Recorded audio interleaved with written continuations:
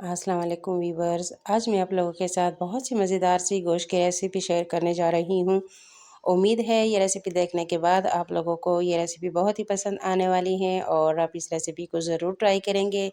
वैसे तो हम नमकीन गोश्त तो कई तरीक़ों से पकाते हैं और उसके लिए जो कि है ना घंटों का इंतज़ार करना पड़ता है, लेकिन मैं आज आप लोगों के साथ एक ऐसी रेसिपी शेयर करूँगी नमकीन गोश्त की, जिसमें आपके गैस की भी बचत होगी और टाइम की भी बचत होगी और आप लोगों को ज़्यादा इंतज़ार भी नहीं करना पड़ेगा और बहुत ही मज़ेदार सी बहुत ही टेस्टी आपकी नमकीन गोश्त कढ़ाई की रेसिपी जो कि है ना तैयार होगी और इंशाल्लाह आप लोगों को खाने के बाद खुद ही अंदाज़ा हो जाएगा कि ये रेसिपी कितनी आसान है और कितनी मज़ेदार है। ठीक है, तो आइए रेसिपी को बनाना स्टार्ट करते हैं। बिस्मिल्लाहिर्रहमानिर्रहीम। यहाँ पर मैंने बीफ का गोश्त लिया है 1100 ग्राम और ये देखिए इसको मैंने हड्डियों के साथ और चर्बी के साथ ही लिया है। ये सारा मिक्स है, इसमें हड्डियाँ भी हैं, चर्बी भी हैं और गोश्त भी है। अब इसको हमने प्रेशर कुकर में डाल देना है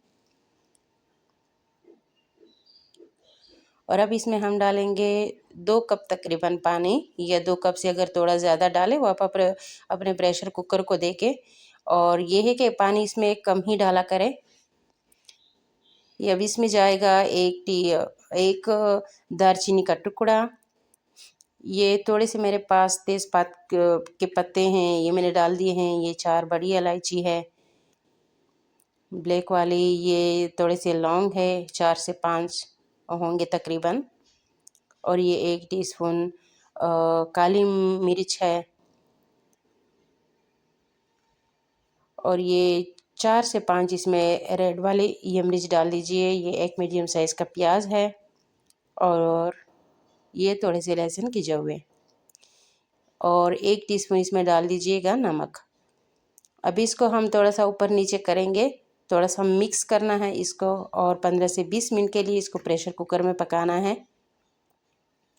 ये देखिए गोश्त हमारा अच्छी तरीके से गल चुका है, लेकिन अभी ये गर्म है इसलिए मैं इसको हाथ नहीं लगा सकती थी।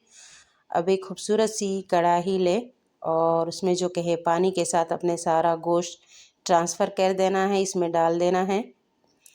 इसलिए मैं कह रही थी कि पानी जितना अगर कम डालेंगे तो अच्छा होगा, क्योंकि पानी को हमने सुखाना है।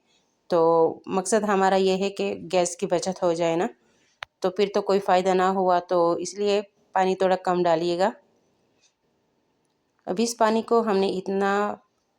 को हमने इतना पकाना है कि इसका पानी जो कि है वो सूख जाए और ऑयल जो कि है ना वो इस पे निकलने लगे। ये देखिए जितने साबित मसाले हैं जो नज़र आते हैं इसको निकाल लीजिएगा, क्योंकि ये जब मुंह में आते हैं ना तो फिर सारा जायका ख़राब कर देते हैं।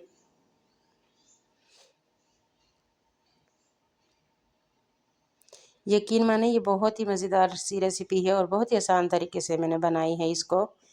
और आखिर में डाल देना है इसमें 1 खाने का चम्मच कुटा हुआ, इसको कूट ले, काली मिर्च मैंने डाली है 1 खाने का चम्मच कुटी हुई काली मिर्च डाल दीजिए।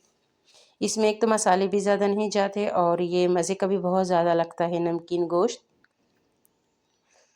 यहाँ पर मैंने थोड़ा सा इसमें एक्स्ट्रा ऑयल डाला है, लेकिन वैसे ज़रूरत नहीं होती, ये ऑप्शनल है, अगर आप लोग डालना चाहें तो डालें वरना स्किप करें, कोई मसला नहीं है। ठीक है, फिर भी आपका नमकीन गोश्त जो कि है ना बहुत ही मज़ेदार तैयार होगा।